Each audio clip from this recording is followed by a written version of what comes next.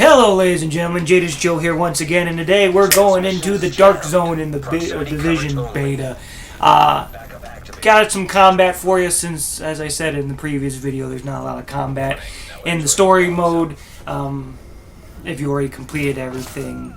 But, with that said, the Dark Zone has to be one of my favorite PvP areas of any game. I'm not a big PvPer, I'm not a big shooter fan when facing other people. But the Dark Zone is really a lot of fun for me personally, and there's a lot of reasons for that we'll get into over the course of the video. Now in this video what I'm doing is I'm just running around checking all the vendors. I at least do it once a day because, as I said, the vendors refresh every 24 hours, so I decided to go in and check the vendors. Now there are a few issues I have with the Dark Zone. Doesn't really come to issues with the PvE portion of the Dark Zone. The PvE seems to be balanced pretty well. The only really thing that I would say about the PvE is a lot of epic loot doesn't drop as much as it should. Also too, with the PvE, the respawn time of the enemies is extremely low. Now I know that's hard to balance, especially in a PvP zone. Having the PvE people respawn constantly would be kind of offsetting to the PvPers, but for us trying to go in and single, going in as lone wolves, trying to collect the good loot, it's really a pain in the butt to run around to all these areas where the named NPCs are, trying to collect loot just to go there and have it be not spawned yet. So that's kind of a big concern of mine, is the spawn times are really too long for the NPC enemies. The other problem I have with the Dark Zone is the going rogue system. As you see right here, shortly I'm going to go rogue. And when I go rogue, it's actually on accident. It's not like I actually meant to shoot him. I take care of this guy, and then I see somebody running on the bottom of my screen, and I think it's an enemy. So I shoot him, and I go rogue. That's the biggest part that I don't like with this system, is it's so easy to go rogue if you don't mean to. Whether you're shooting at a rogue, and all of a sudden, somebody steps in your line of fire and you hit them in the back and all of a sudden you go rogue. It's not really fair for those people who try not to go rogue or don't mean to go rogue. And as you see, these rogues just came up and just killed me, but hey, welcome to the Dark Zone. That's what happened. The only thing that made me mad in this situation is I was a rogue when they killed me, so I lost extra money and extra XP. So yes, you can level down in the Dark Zone. So if you're level 12 and you go rogue constantly, you can level all the way back down to whatever you want. But I think it'd be really cool if they implement a system like lawful, police, a lawful lawbringer, all the way down to criminal, all the way down to outlaw. That which the system, what it would do, it would designate how many times you have to shoot somebody before you go rogue. For instance, if you're lawful or you're a lawbringer, you have to shoot somebody like 3 to 4 times before you pop rogue. But if you're a criminal or an outlaw, all you have to do is shoot them once and you go rogue. That would really add not only depth to the game, but it would also add the ability to, if you're lawful, to sit there and go, okay, I've shot that guy twice, I gotta stop shooting him by accident. Or if you're a criminal, to shoot him once and instantly go rogue because that's what you want to do to begin with. But that's just my idea. I'm not sure if they're going to implement it, but something does have to be done about that, because you do end up going rogue a lot when you don't want to, or you don't plan to, because as I said, somebody just steps in your line of fire. And it sucks, because I don't like going rogue, and it hurts me when I do and when I don't mean to. Anyway, just picked up a purple shotgun. We're going to go into the weapon customization screen here now. Weapon customization is pretty deep. Depending on the gun you get, you have these different slots. I think there's 4 different slots of all. I personally like the laser sight because it adds stability and range to my shotgun. The magazines do anything from increased weapon damage to the size of the clips to the reload time, and the scope gives you critical chance hits and optical zoom and stuff like that.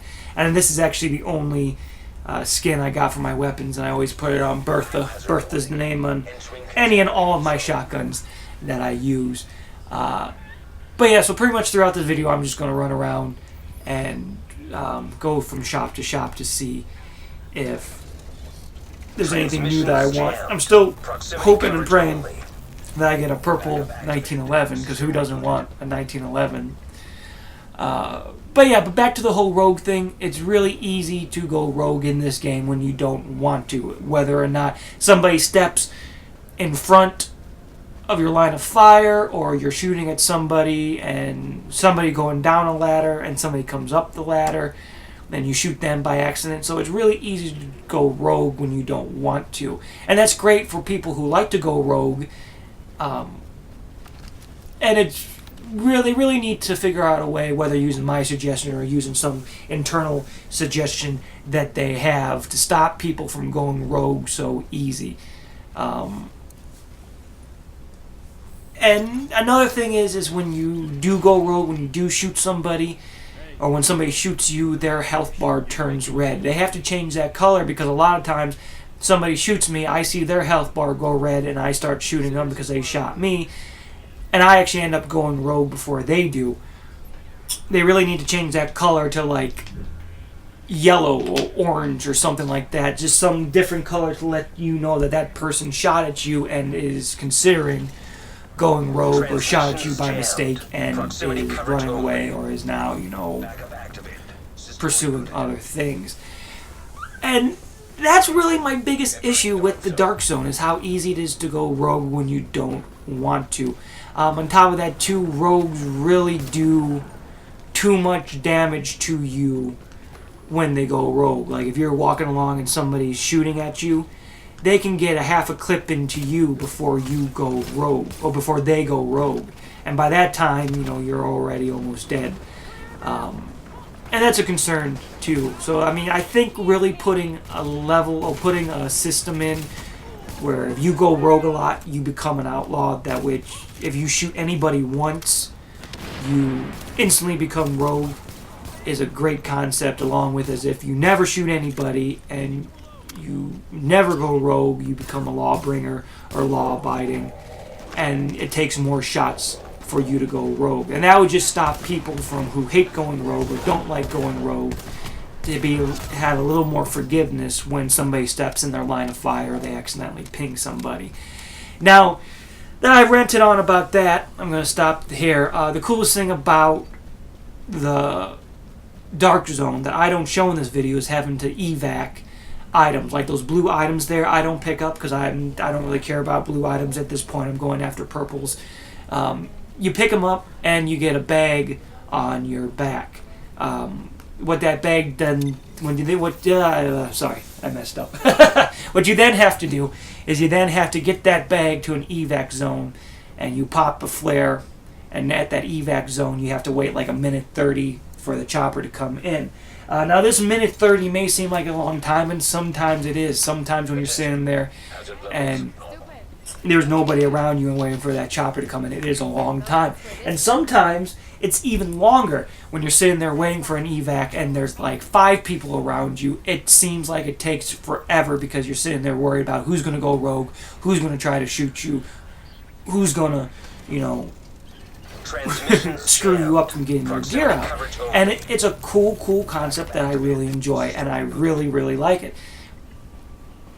And the Dark Zone really implies that you have to go in as a group.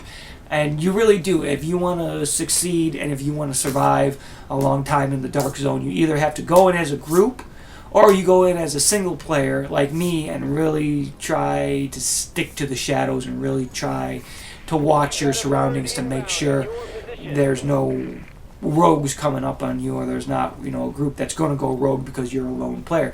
Which they do. They do that a lot. Of a group of 3 seeing somebody that's by themselves with a pack probably is going to go rogue on your ass and then take your shit and run away. But that's part of the Dark Zone. That's the gorgeous thing about the Dark Zone, is that it's always evolving. It's always changing your objectives. Like, my objective right now is to get to that waypoint, but any enemy I come across I'm going to engage. If somebody shoots me and goes rogue, I'm going to turn and try to take them out before they take me out. So it's really an ever-changing situation, and that is something I have never personally experienced in an online PvP setting. Usually it's just, capture the flag, defend this base, kill as many people as you can. It's never been an evolving, changing situation like this is, and that is why I personally enjoy this so much. It's just, you can go in there expecting to do one thing, but on your way to do that one thing, you end up doing 3 or 4 other things. So that's why I like it personally. My only real beef, as I said before, is how easy it is to go rogue, especially when you're firing an M1A like I am, because it does so much damage that one shot on somebody makes you go rogue. Or one good shot on somebody makes you go rogue. People that use machine guns and stuff like that, they can put 1 or 2 rounds into somebody and not go rogue. But with the M1, if you hit somebody once, you're pretty much going rogue. And that's the way they have it balanced right now, is how much damage you put on that person makes you go rogue. So, a machine gun that one shot does, 500 damage, it's not going to make you go rogue after one shot. But an M1 that does, 300 damage is going to make you go rogue instantly. And I think that needs to be broken down farther into, as I said, like lawful and criminal, subgroups, where the criminal shoots anybody once, they go rogue, or a law-abiding citizen or a lawbringer has, 3 to 4 shots of any given gun before they go rogue.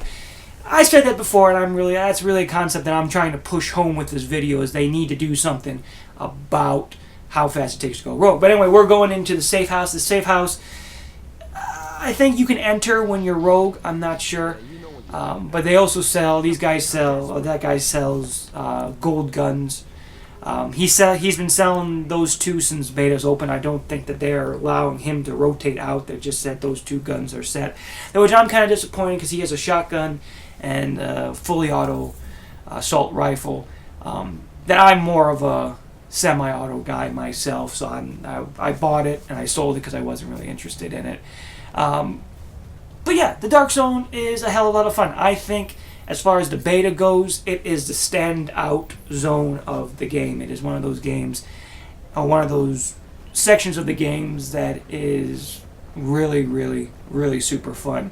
To me personally, as I said, for the beta, the Dark Zone is more entertaining than the actual game itself. But that's for the beta. I may get into the actual release game and find that the story mode is better for me than the Dark Zone.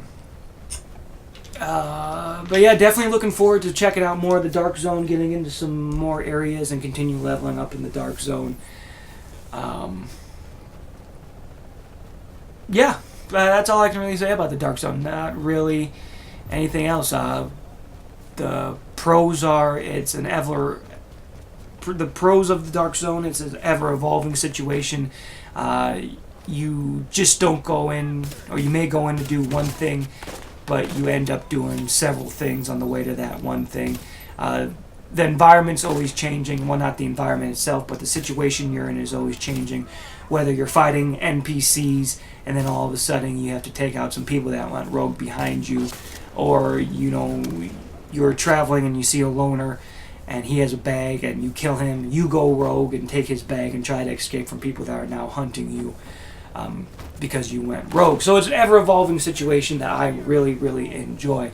The cons are they really have to work on how you go rogue and allow people that don't want to go rogue a little leeway to going rogue, and people who want to go rogue a little faster way to go rogue. Because as I said, people that go rogue can get half a clip or even a full clip into you before you can respond to them going rogue. So I think if they shoot you, I explained that already, so we're done. Anyway, we're coming up on the end of the video. I ranted a little longer than I meant to, but I'm Jadis Joe. Thank you so much for watching. If you like this video, be sure to like it. If you want to subscribe to my channel to see more Division gameplay and other games that I play, please subscribe. But as always, have fun and be safe. Thank you for watching.